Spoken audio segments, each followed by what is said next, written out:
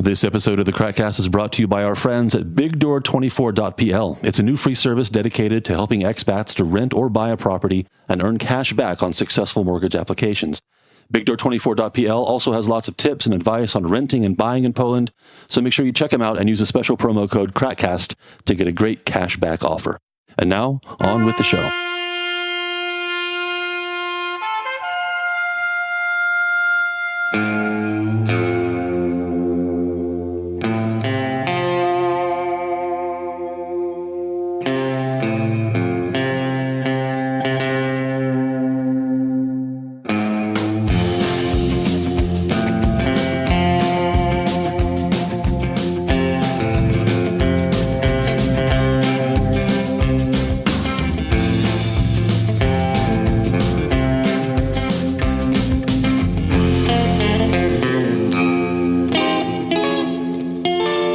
So next week is a big time in the lives of high school kids, people in their last year of high school, about to finish their, this stage of their education. It's called the high school leaving exam. In Poland, it's called the Matura, and that's what we're talking about today, what it's all about, what it looks like. But before we do that, since the four of us here, we have different backgrounds, different educational backgrounds, 4 different countries. Before we get to Dr. Mike, who has taken the Polish Matura, he's going to tell us all about it. We thought we'd start with a quick look at the way it works in England, Ireland, and the United States, and maybe compare that with the way it works in Poland. We're going to start with Josh. Josh, tell us about your experience with finishing what we call high school in England. What were the old times like, Josh? Right. Well, yeah. Obviously, I mean, this was before the age of electricity, but Chalkboards. Yeah. I went to a secondary school, an independent secondary school. The system has changed several times over the years. At the time I went there, it was you either paid fees to go there, or a select few who did well enough in an exam had their fees paid for them, and at age 16, more or less, you would go into what was called, after your O-level exams, you would then go into the sixth form to study for your A-level exams. Is the O-level what became the GCSE? That's correct, yeah. Just to clarify. Yeah. And you would, if you were going to go into the sixth form to do A-levels, it was probably because you were planning to go to university. So the A-level subjects, usually three subjects that you would choose, would probably be relevant to whatever your intended area of study at university was. So, my story is not a very straightforward one, because I didn't know what I wanted to do at university, and I chose the 3 subjects that seemed to be the easiest ones that I could do, which was art, English, literature, and mathematics, which don't really combine in any kind of rational way. Incredibly knowledgeable about the history of art and all of those subjects that you just mentioned. So, I mean, well, I did go to art college after I left school, but the slightly embarrassing point is that after 1 year in the sixth form, it was clear that I wasn't cut out for A-levels. So after it was mutually agreed that I would leave and go to art college instead. But traditionally, people would spend 2 years in the sixth form, do their A-level subjects. If you got good enough grades, you would get offers from different universities, depending, we need 2 A's and a B, or we'll accept you if you've only got 3 D's or something like that. Different universities have different standards, and all being well, you would then go to the university of your choice. But it wasn't so much like, the A-level exams would happen in the early summer of your last year at school. And the results would be based on actual exams where you sat down in a room for a few hours and answered questions or wrote essays, and then usually there would be a score based on your work over the academic year. And as far as I know, it is more or less like that still now. Would you say it was generally a difficult, challenging, and stressful process to finish school? Well, people have told me, as I say, I ducked out of this, but people have told me who have done degrees, who've done doctorates and so forth, that actually the A-level exams are probably the hardest exams that you'll ever take in your life, in terms of how much you need to learn and know, and the type of questions you have to answer. And when you're actually doing your degree, there's a lot more in the sense of kind of maybe research and learning, but the actual exams will not be so hard. Isn't it though, through that exams have been kind of getting easier down the years, and let's just say there's more than a few years since you've took the tests. I'm guessing the A levels you took were nothing like the A levels today in terms of mountain ranges have grown and others have disappeared into the oceans. I'm just saying, Well, actually, I think this is one of these kind of Also, tell people what a grammar school is, because I think they'll be wondering about that. Some people wondering what that term is. Okay, firstly, I didn't go to a grammar school, or at least my school was a grammar school in, I think, the 13th century, but that's, not relevant for right this. Before you got there. Just after. A grammar school. There used to be a situation in Britain where there was, in terms of free education, there was two types of secondary school. There was grammar schools and secondary modern schools, and there was an exam which you took approaching age 11, which was called the 11 plus. And if you got a sufficiently high mark in the 11 plus exam, you went to a grammar school because you were seen as being someone who was more likely to follow an academic path and maybe to go to university. If you didn't pass the 11 plus, you would go to a secondary modern school or a technical college. I'm already lost. And you would learn how to be a welder or you wouldn't go to a grammar school. Do you remember that scene in Only Fools and Horses where Del Boy is having a flashback about his mother, and she's like, "Get up here, Derek, I've got an hangover. You got your 11 plus this morning." Anyway, right, enough of this complicated. I know, it's grammar skill nonsense. Seems complicated. It is complicated. That's why I wanted Josh to go over this. I don't know why I'm telling him to stop, because it was me that told him to start. But the point I was trying to make is that the British system is a bit intricate. It's a bit weird. Well, also, actually, the grammar school system kind of stopped the year that I was. I didn't take the 11 plus exam. I took the exam that was hastily, which may have been exactly the same actually, but it was put in place to replace it, which was the one that if you did score high enough, you got a much smaller number of local authority paid places to independent schools, which is what happened to me, and I went to. But there are still 12 academic years that constitute your basic free education, right? I don't even know what it's. Is it 12? No. I mean, I think I started school just before my 5th birthday, and I finished school at 17, but that's not traditional. Usually, I finish at 16 or 18. But like I say, let's call that 12 academic years. And at the end of the academic year, any exams you have are based on the material you did in that year, that last one previous academic year, right? Yeah. Well, I guess with the A-level exams, you actually, it is 2 years of studying. Can go back a bit. Yeah. Okay. Although it's likely that the first year is more kind of groundwork, and the second year is more about actually, studying to pass the exam. Let's go to Ireland. Dave, give us an outline of what it looks like to go to school in Ireland and finish school. You've heard from friends, I'm guessing. Yeah. Boom! Oh, deep burn. Pass me the aloe vera. So the Irish system's pretty system.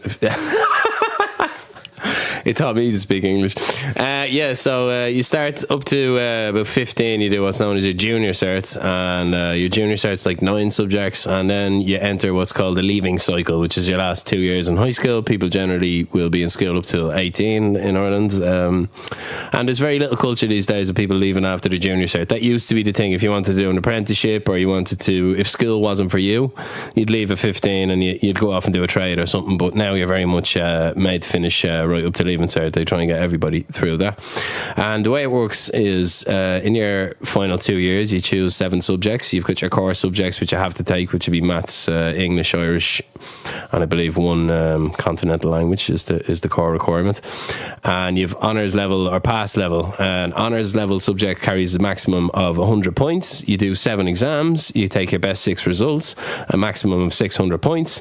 So if you want to do medicine or something, the requirements are going to be maybe 550. It's going to be really tough, and you got to, even though you're applying for something like medicine, which is quite specific, you got to show a range of abilities across all the different subjects. So it gets criticised for that. It's a generalist, all or nothing exam, but I actually think it's a really good system. It's really fair. The exams are completely blind. There's no continuous assessment. You do how you do. Everyone's the same. It's completely anonymous when it's being marked.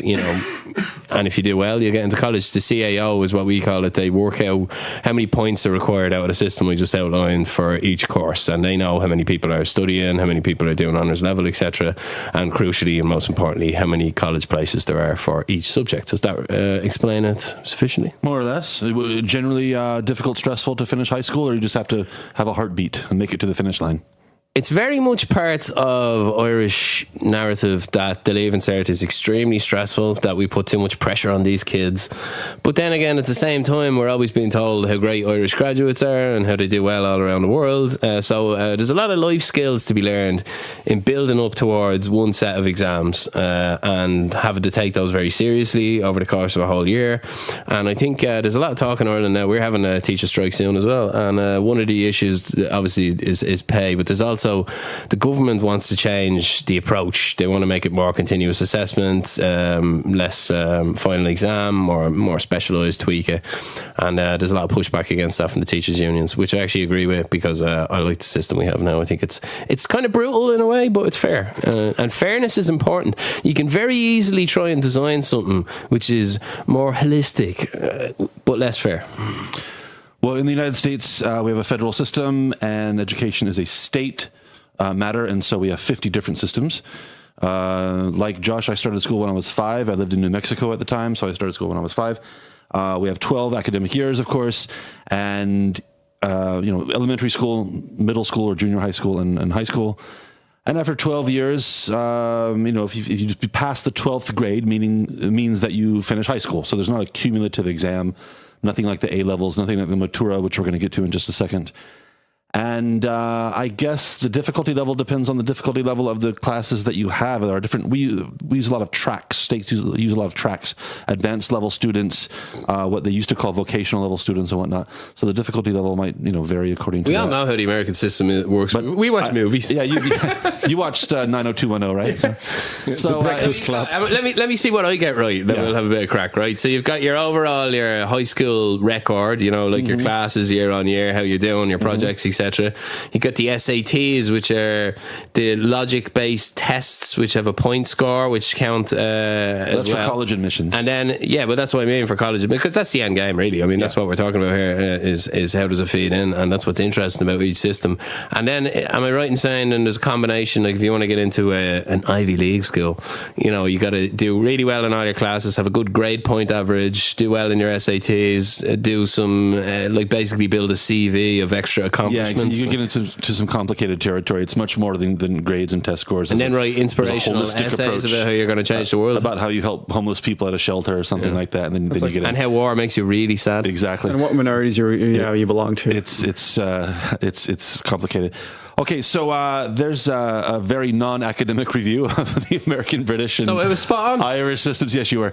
Let's move to the Polish system, and the only person who are qualified to speak on this subject is Dr. Mike, who, after a fairly complicated previous educational journey through America, Australia, and elsewhere, finished high school here in Poland. Mike, tell us about the Matura, what it is, what it's about, and your experience with it. Before we start, I'd just like to note that all expats consider Polish people very smart, so they're going to be very curious about this. I mean, Polish people being smart is like a bit of a cliche, but it seems to be true from our long evidence being here. So how are they so smart? I just think that says more about the expats than about the Poles. Okay, well, the Matura actually has changed a lot in the years that I've from when I graduated from high school. But when I was in high school, it was more or less the same thing for a couple of generations. The Matura was a test that covered the material that you had studied through all of your education, especially what happened in high school. Matura actually means maturity. It's the exam of maturity. It's supposed to show that not only have you finished your education, but you are now an adult when it comes to like an intellectual standpoint. But the exams are broken into subjects, yeah? They're broken into subjects. And when I studied... And how long would each exam be? Oh, they were talking about hours. And the whole exams takes a couple of weeks, depending on what you sign up to. When I was taking the Matura, you had to it was mandatory for you to take Polish, a written Polish exam, and a Polish exam, an oral exam as well. Speaking of, not like Polish as in like the language or grammar or anything like that, but the actual literature and history of literature. Then you had to choose a foreign language, you had to choose an extra subject, and another extra subject for an oral exam. It actually got a little complicated. I had to take Polish, so I had my Polish written exam.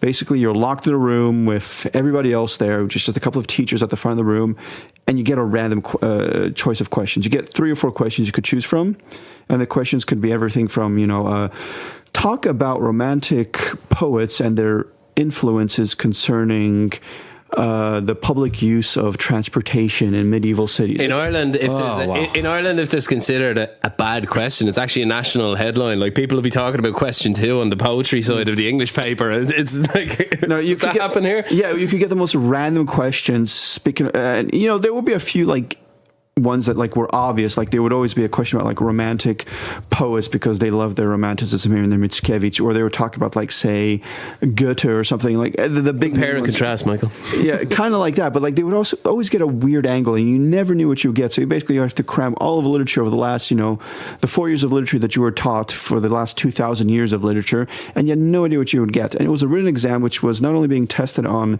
the basis of the knowledge you presented, but also on your grammar, your vocabulary, your punctuation, and all that. And there was no like scheme or anything like that. There was no points to get. It was basically whoever got this test of yours had to read through it, and like depending on their mood, it's like, I see where he's going with this. I'll give them a 5+. So everybody was always pissed off about it because they never understood the grading system for this. Okay, we have a very rigid, very well defined grading system. It's actually praising the old teachers again here.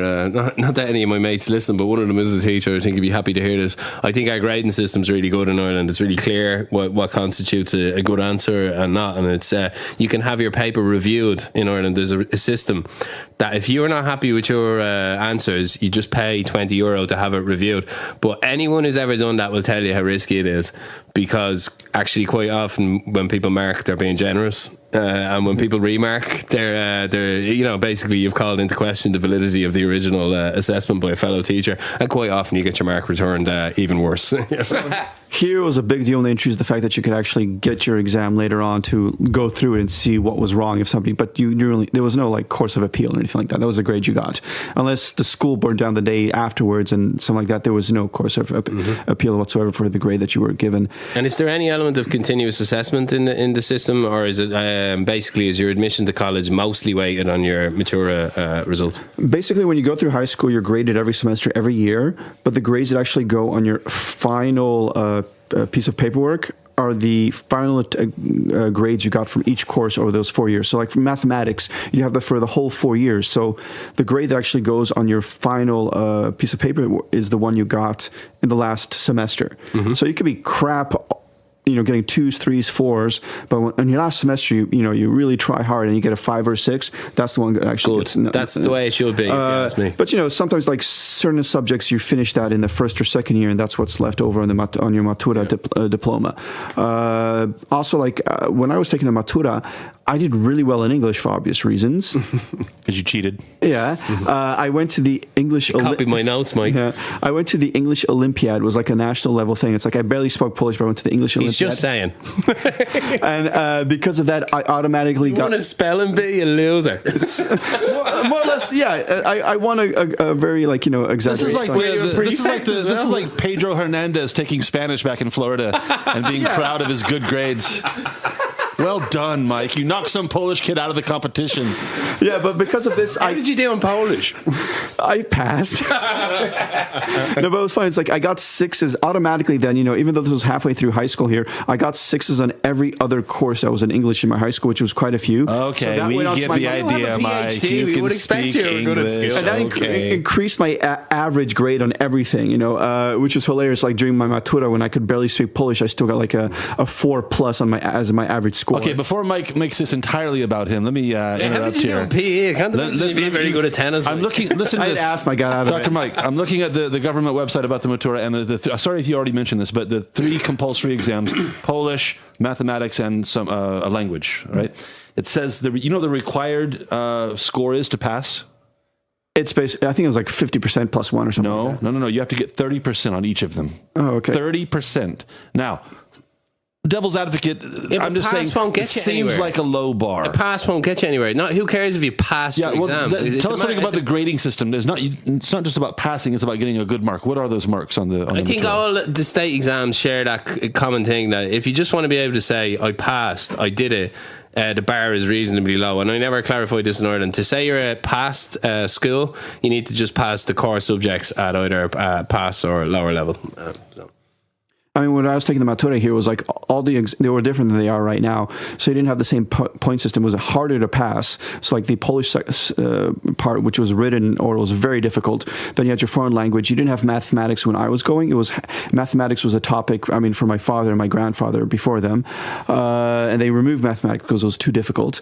Then in the early 2000s, they brought in a new type of Matura, which was less written exams. It was still written, but it was short answers, some multiple choice. They brought in mathematics, but it was considered like very low key. Now they've changed the qualifications as well. It's all over the place. But you know mathematics. I mean, that's the most important subject. You would think, and I would agree, but they really lowered the bar of mathematics. They got rid of it, then they brought it back, but only kind of. In the final exam, there's no maths. Now you have to have maths, but for a time it was gone. It was missing. It was gone. Like you could have mathematics if you chose mathematics. If you graduated high school at a certain time window, your qualifications are really suspect. In Ireland, if you go for the highest level of maths, I didn't want to get into this because the scoring system, apart from what I'm about to say, is really simple and easy to explain. But if you do the highest level of maths, you can get an extra 30 points in Ireland. So they very much incentivize you to do as well as One thing I wanted to ask you about, Mike, if you live in Poland enough and you meet enough people, you talk to enough people, teenagers, it's kind of a standard universal thing that everybody talks about how stressed out they are, about how big a deal a Matura is, about how hard it is to prepare for.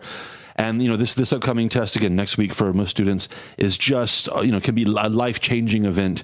I had a way of dealing with that when I was doing exams. I used to take a couple of days off a week. Where does that couple of days off? Where does the stress level come from, Mike? And did you have a similar experience? I think it's mainly a cultural thing. It's like my parents, my grandparents, they all had to go through the Matura. It was a major thing. And we're going back, generations when most people didn't go to university. So the way you finished high school, those grades could really impact on it was like the beginning of your resume, your CV. Yeah. It's like, I got a good grade here, so I know what I'm doing. So it really mattered for the rest of your life.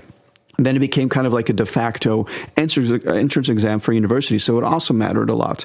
But then it started to wane in importance because, yes, you had your Matura exams, but then also you had entrance exam for universities. There are other ways to get into universities. You could go to extra vocational and trade schools as well. Your uncle can work there and get you in. Yeah, so it was still important, but from a cultural standpoint. So, and when you're 15, 16, 17 years old, you don't realize these things, but just hear your parents, your grandparents telling you how important this is, everything in the cultural reference. And that's in Ireland, that's huge too, because unlike, say, America, where you can go to a community college the town over, in Ireland, if you don't get what you need on the CEO, quite often it's pack your bags, boyo, you're off to Bulgaria or something to study medicine, So, Mike, you didn't answer the grading system for the Matura. What is I don't know if you're prepared to answer this or not, but what are the grades you can get? I mean, obviously passing is good enough, but it's not what you want. What are the grades that you want on the Matura? The higher the better. I mean, from what I understand, because when I took the Matura, it was the Sustka, Piątka, Czwórka, 654. Oh, the same 654. It was graded like the old-fashioned way, but after I graduated in early 2000s, started bringing this point system where I think it was either 100 or 200 points was the maximum.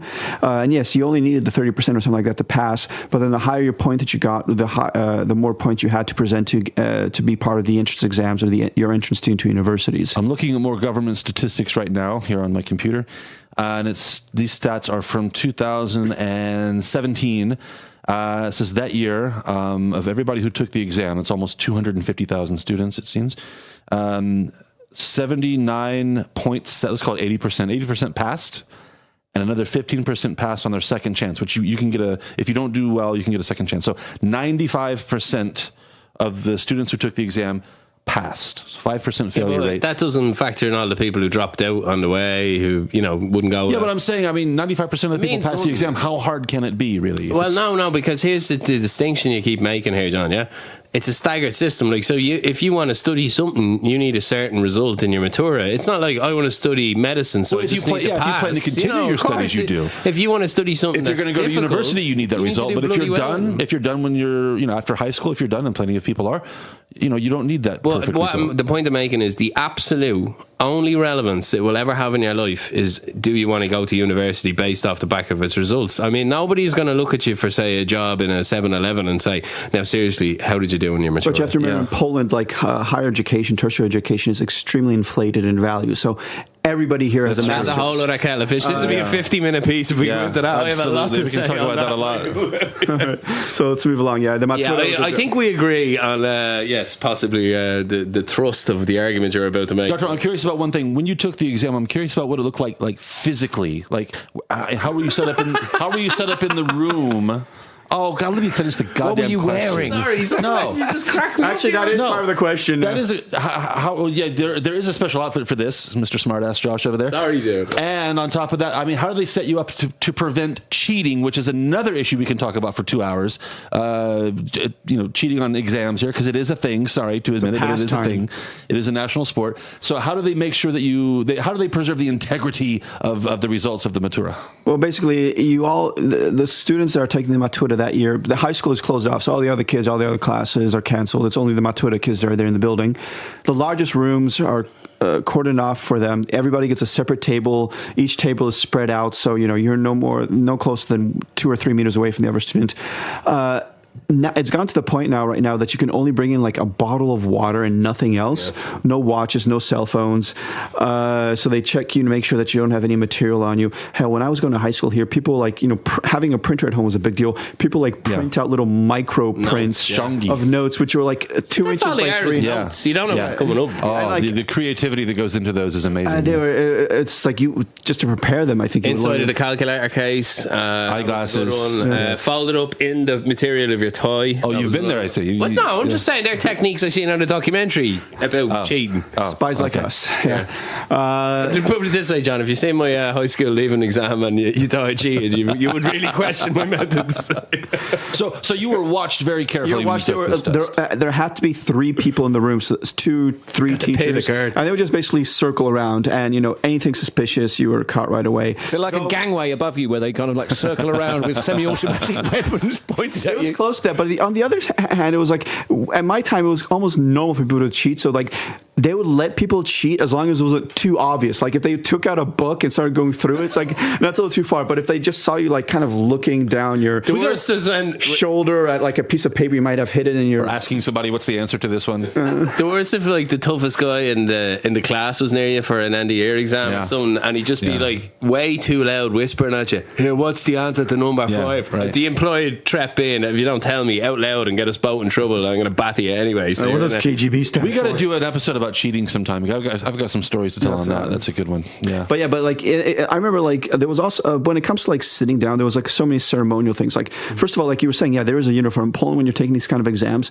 it is considered appropriate to wear almost a suit, or at least a white shirt, black pants. People dress up, so it's like formal wear almost to that point. You're going to a funeral. It's something along those lines. I used to wear a school uniform. Well, you had school uniforms, so we didn't have school uniforms. Oh, right. Yeah. It was like jeans and t-shirts, and then like all of a sudden you have to like dress up for your exam. That's a bit ad hoc, isn't it? I remember my parents gave me a little like iron elephant with like the nose up because it's a good luck charm, and you're allowed to have one good luck charm on your table. Mm-hmm. But now you have to bring in like a certain amount of pencils, a certain amount of pens. Everything is counted and checked. So the age of Apple Watches and cell phones, which is actually funny because I remember a year later, I forgot me blade and compass. A year later, after my Matura, I'm like walking around like a CD store or something. My phone rings, and it's a girl calling me from my high school. Like she was younger than me, from the bathroom, like asking like a question, like, "Mike, I'm taking my Matura from English. What's this, this, and this?" And I'm like, "Maybe I can tell you, but you know what? The last time I tried to take you out, you didn't answer my phone call." So revenge. How much younger, Mike? She was a year younger than me. We went to the same high school for grace.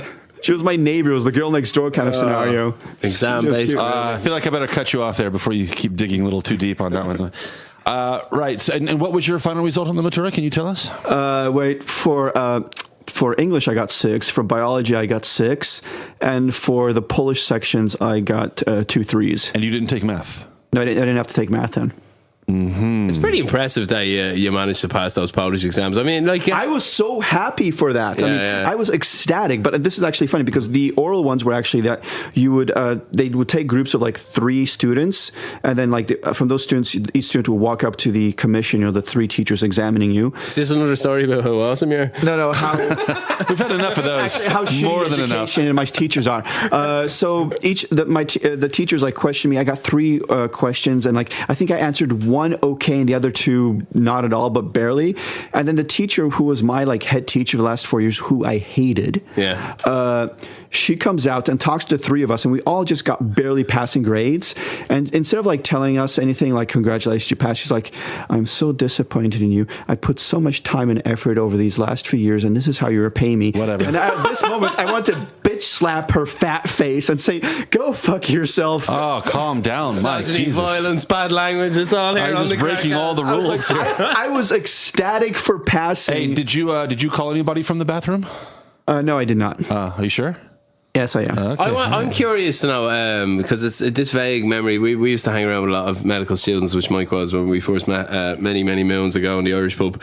There was one physiology exam everyone used to stress out about in year 2, I think it was, at the program. Can you tell us what's the toughest exam when you're doing a medical course? No, the thing is, A PhD in is Dr. Michael. The medicanology. Basically, tell us about your education there. Well, the thing is, the first exams, when you look back at them, are actually quite easy, but they're different because you don't know what to expect. So topics that... I asked you about the hardest one you ever took, not your whole fucking course. I would actually say, the chase here, Doogie. For me, pathology, which was a third year, and pharmacology, fourth year, were the hardest ones for me. They were kind of in between because the earlier ones... Pathology, I think that's the one everyone used to... Wasn't there one that everyone was terrified That was of? it, but it was mainly because the teacher, and it was like one of the first ones they actually the professors made sure that you were taking it seriously. Yeah. It was no longer groundwork. It was already like, okay, and this was like learn every bit of the body. Yeah, and it was you had to remember a lot, and it was actually one exam after another. Each one was more difficult than the previous one, and just like built, and they were stressing out constantly. Looking back on it, it doesn't seem so much of a big deal, but it's like I was saying, the first time you take it, it was excruciatingly hard and difficult. Well, it's good to know that becoming a doctor isn't easy. I mean, the funny thing is, by the fifth, should be difficult. The fifth, sixth year, the material might have seemed more difficult. Because I'm telling you, becoming the ultimate fighting champion was difficult. Okay, I think that gives us a nice ending. Now. Well, there's my cue to step in and say thanks for listening. Now you know everything there is to know, kind of, about the Polish Matura. Good luck. The education systems of our countries look like both in the movies and many years ago. Back in the Middle Ages, yeah. Good luck to everybody taking the test next week. Remember, 30%, so if you pass, we're not terribly impressed, I guess. 95% of the people who take it pass. But nobody's just trying to pass. If you get a good grade, okay, let us know. Actually, how many Matura students do you think listen to the KrakCast? I know about high school girls. Enough. Enough about high school. You're going to get yourself in trouble here, Dr. Mike. I wanted to just say in Ireland there's a big cult for the perfect score, which I believe with the new rule about the maths, sounds like a bank robbery. Yeah, so 630 is your perfect score, but we might only get maybe 10 of those a year. It's that difficult. Okay. Is there any perfect score culture in the SAT? There used to be it's a different scale. No, the SAT is very different than it was when I took it. 1600 was, maybe still is, and the perfect number. Yeah. Actually, if we're kind of bigging ourselves up, I did get 100% in grade 5 music theory. Boom. Which is says the professional musician. The winner. We have a winner. Thanks again, everybody, and good luck to everybody taking the test. See you next time on Dave's exam results will not be available on the KrakCast, also known as Dr. Mike's personal medical and educational journey. He fights crime at the weekends too.